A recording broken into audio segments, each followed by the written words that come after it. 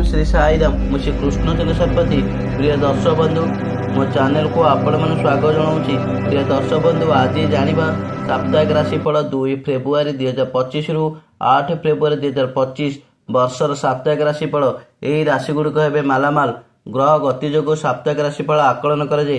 यही ग्रह मानकर गतिविधि जो आसन सप्ताह किसी राशि अत्यंत शुभ होगा जाऊा बेले अन्य राशिगुड़ सावधान होगा आवश्यक।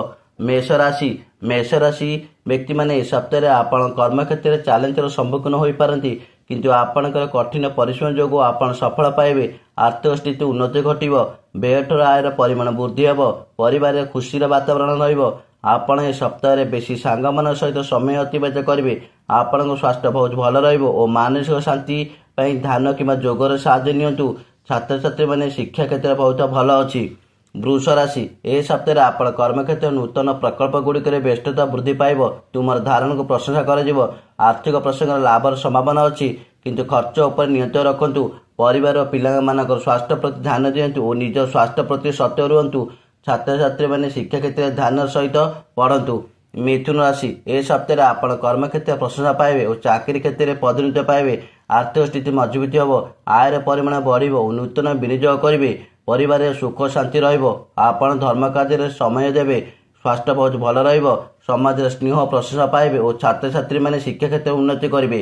कर्कट राशि ए सप्ताह आपण कर्म क्षेत्र नूतन दायित्व पाइबे और से दायित्व को आप सफलता सहित कार्य करेंगे। आर्थिक स्थिति उन्नति हम किंतु खर्च प्रति ध्यान दिंतु। प्रेम संपर्क में उत्थान पतन हो पारे। देखी चाहे संपर्क मधुरता बजाय रखु। आपण स्वास्थ्य ठीक रहिबो। छात्र छात्री मैंने शिक्षा प्रति गुरुत्व देवे सफल पाइबे। सिंह राशि ए सप्ताह कर्म क्षेत्र आपणकर कार्य दक्षता उन्नति हम। आपण वरिष्ठ अधिकारी समर्थन पाइबे। आर्थिक स्थिति लाभवान हेबे। आयर परिमाण वृद्धि घटव। परिवार सदस्य सहित विवाद हो पारे। यह देखिकी समाधान करेंगे। आपण स्वास्थ्य प्रति जत्न नियंतु। छात्र छात्री मैंने शिक्षा प्रति ध्यान दिंतु। कन्या राशि ए सप्ताह आपण कर्म क्षेत्र व्यस्तता वृद्धि पाइब और आपणकर कठिन परिश्रम जो आपण समस्त कार्य क्षेत्र सफल हे। आर्थिक स्थिति उन्नति घटव। आपणकर पुराणा विनियोग लाभ पाइबे। परिवार सुख वातावरण रहा। आपण सांस्कृतिक कार्य को जोग देवे। स्वास्थ्य स्वाभाविक हम। छात्र छात्री मैंने शिक्षा क्षेत्र में उन्नति करेंगे। तुला राशि ए सप्ताह आपण कठिन परिश्रम जो कार्य क्षेत्र व्यवसाय चाकरी क्षेत्र प्रशंसा उन्नति करेंगे। आपण आय ठीक हम और अनावश्यक खर्च दूरे रुहतु। आपण स्वास्थ्य परिवार सदस्य स्वास्थ्य प्रति जत्न नियंतु। आपण नूतन बंधु हेबे और छात्र छात्री मैंने शिक्षा क्षेत्र उन्नति करेंगे। बिछा राशि ए सप्ताह तुम आत्मविश्वास वृद्धि पाइब। कर्म क्षेत्र आपको प्रशंसा मिल और चाकरी क्षेत्र पदोन्नति मिल। आर्थिक स्थिति उन्नति हम। आयर परिमाण वृद्धि पाइब। परिवार शांति और सुख और आपण स्वास्थ्य भल और छात्र छात्री मैंने शिक्षा क्षेत्र उन्नति करेंगे।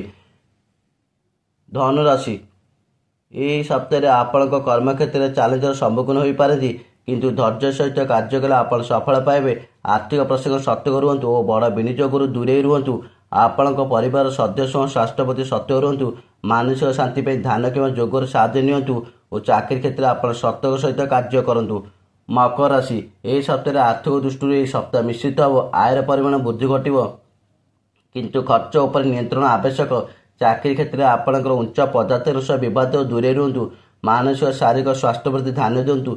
नूतन सुजोग आसव और घरे पिला शिक्षा प्रति ध्यान दिंतु। कुंभ राशि यही सप्ताह आप कर्म क्षेत्र नूतन दायित्व मिल।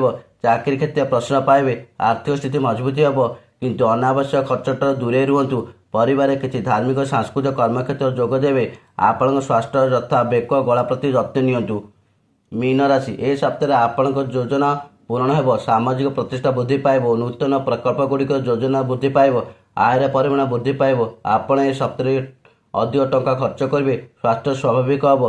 परिवार सुख शांति और छात्र छात्री मैंने शिक्षा क्षेत्र प्रशंसा पाइबे। जय जगन्नाथ। प्रिय दर्शक बंधु जदि मो भिडटी आपण मानक भल लगुए तेबे भिडियो रे लाइक देबे कमेंट करेंगे और भिडियो को शेयर करदे। आउ चैनल को सब्सक्राइब करने को भूलिबे नहीं। जय जगन्नाथ।